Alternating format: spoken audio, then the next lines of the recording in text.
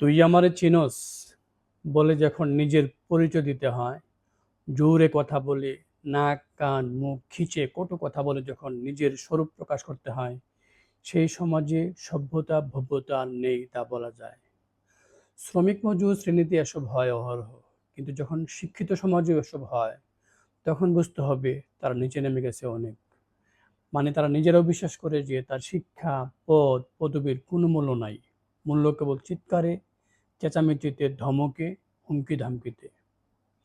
নিজের দৃশ্যমান পরিচয় থাকার পরেও যখন অন্য আরও পরিচয় দিতে হয়, চিৎকার করতে হয়, তখন তার দৃশ্যমান পরিচয়কে সে নিজেই ধুলায় মিশিয়ে দেয়। এর ব্যাকগ্রাউন্ড পরিচয়টুকু হেয় হয়ে যায়, হেড করে মাটিতে লুটিয়ে পড়ে। সংবেদনশীল, রুচিশীল, মাত্রা জ্ঞান সম্পন্ন মানুষ মাত্রই তা বুঝেন। আমার নিজের সার্ভিস সহ অন্য প্রায় সকল সার্ভিসের কাছে দুরকম ব্যবহার পেয়েছি। যখন সে বিপদে বা প্রয়োজনে ফোন করে বা দেখা করে, তখন তার সে কি বিনয়, ভদ্রতার প্রকাশ খুব মিহি হয়। আর যখন আমি আমার প্রয়োজনে ফোন করি বা দেখা করি, তখন তার স্বরূপ বেরিয়ে পড়ে, যেন একটি মানুষের ভেতর থেকে একটি কুকুর ঘেউ ঘেউ করে উঠল। যে কোনো পেশার মানুষের ডিগনিটি আছে এবং তাকে সেভাবেই গুরুত্ব দিয়ে ডিল করা উচিত। তা আমাদের অনেকেই করে না। বেসরকারি করে না সরকারিকে, সরকারি করে না বেসরকারিকে। বড় মাপের কবি, লেখক, অভিনেতা, শিল্পীদেরও দেখেছি সরকারিদের নিয়ে তুচ্ছ-তাচ্ছিল্য করতে, আবার প্রয়োজনের সময় খুব মিহি আচরণ করতে।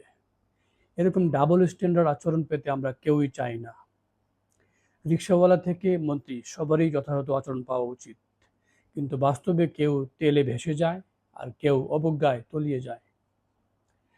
আমি নিজে পরিচয় না দিয়ে দেখেছি কতিপয় ক্ষেত্রে সেবা পেতে ঝামেলা হয়েছে, আবার পরিচয় দিয়েও দেখেছি পরিচয় দেওয়ার পর আচরণ মিহি হয়েছে, কিন্তু সেবা দীর্ঘায়িত হয়েছে, প্রলম্বিত হয়েছে, অযথা হয়রানি হয়েছে। সো পরিচয় দিলে যে ভালো হবে এমন কোনো গ্যারান্টি নেই। তখন মনে হয় যে পরিচয় না দিলেই ভালো হতো। আমাদের হীনতা যে কত তলানিতে নেমেছে তা বলা মুশকিল। একটা কথা আছে এরকম, তুমি অন্যের সাথে সেই আচরণ করো যে আচরণ তুমি অন্যের কাছ থেকে আশা করো।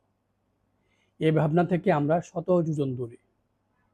আমরা অন্যের কাছ থেকে শতভাগ অমায়িক ব্যবহার ও প্রম্পট সার্ভিস আশা করি, আর অন্যকে দিতে চাই কেবল অবহেলা আর ভোগান্তি।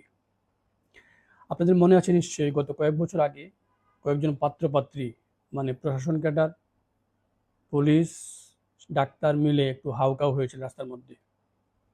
এমনকি আমজনও তো তাদের পক্ষ নিয়ে নিয়েছিল।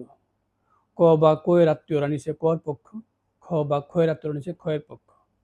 মানে প্রত্যেক গ্রুপ ইনিয়ে বিনিয়ে কার দোষ বেশি, কোন ক্যাডার খারাপ, কোন ক্যাডার ভালো, কে কম দোষী, কে বেশি দোষী, কে জিতেছে, কে হেরেছে, নানান রকম কথা ছিল। সকল পক্ষই সকল পক্ষকে বাস দিয়ে দিচ্ছে, সেদিকে কারোর খেয়াল ছিল না। সমাজ যে আমরা ভেঙে ফেলছি, প্রাতিষ্ঠানিক পর্যায়ে যে আমরা রাখছি না, সব ভেঙে ফেলছি, সেদিকে কারোর খেয়াল ছিল না। আমার কেবল সেই দুই ব্রাহ্মণের কথা মনে হয়। দুই ব্রাহ্মণ গিয়েছে হিন্দু বাড়িতে। এক ব্রাহ্মণ আরেক ব্রাহ্মণকে বলে গরু, আরেক ব্রাহ্মণ এই ব্রাহ্মণকে বলে ছাগল। সঙ্গত কারণে বাড়িওয়ালা তাদেরকে কুরমা পোলাও দেয় নাই, দিয়েছে খড়কুটা খাওয়ার জন্য। সো আমরা যখন অন্যের বিরুদ্ধে কথা বলি তখন খেয়াল রাখি না যে আসলে অন্য সবাই আমাদের বিষয়ে কি ভাবে। সো একটা কথা তো ক্লিয়ার যে যতই নীতি কথা বলি, এটাও বাস্তবতা যে মানুষ হিসেবে যখন সাম্য ও ন্যায় বিচার পাবে না, মানুষ তখন তার যত পরিচয় আছে সবটুকু বলবে। যত দূর চিল্লানো যায় তত দূর চিল্লাবে। যদ্দেশে যদাচার, সেই হিসাবে এর বিকল্প কি?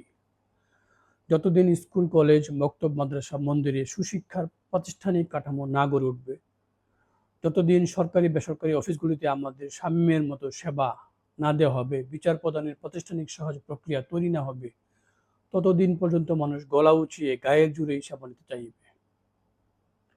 আসলে মোটা দাগে সবখানে পেশাদারিত্বের যে অভাব, মাত্রা জ্ঞানের যে অভাব, প্রত্যুৎপন্নমতিত্বের যে অভাব, সৌজন্যতার যে অভাব পরিলক্ষিত হয়, এখানেও তাই হয়েছে। ঘটনা একটি হলেও তা বিচ্ছিন্ন নয়।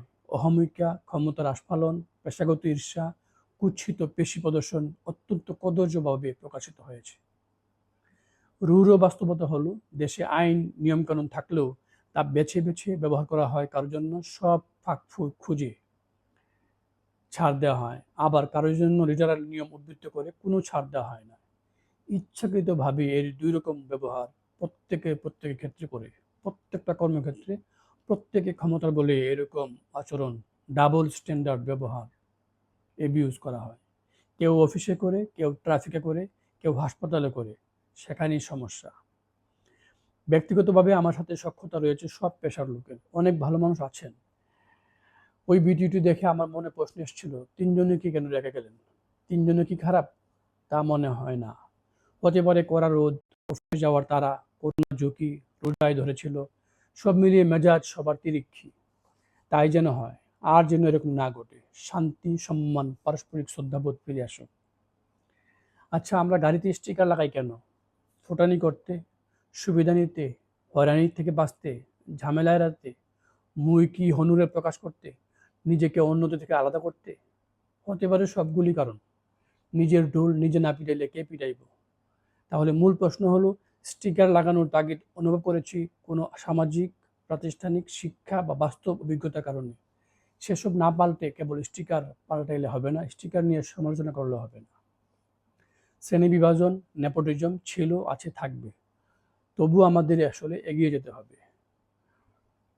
গতকাল সন্ধ্যায় এক ডাক্তার কাছে ফোনে সেবা নিয়েছি, আরেক পুলিশ ভাইকে এক গরিব আত্মীয়ের জন্য বৈধ একটা সুপারিশ করেছি। আবার ম্যাজিস্ট্রেট ও শিক্ষক তো ঘরেই আছে, সুতরাং পুরো ভিডিও দেখে কোনো পক্ষ নিতে পারছি না, সবার জন্য কেবল ভালোবাসা অনুভব করেছি। আমরা সবাই ভালোবাসা নেব, ভালোবাসা দেব, এই স্লোগান মনে রেখেই সবাই এগিয়ে যাব। সবাইকে ধন্যবাদ।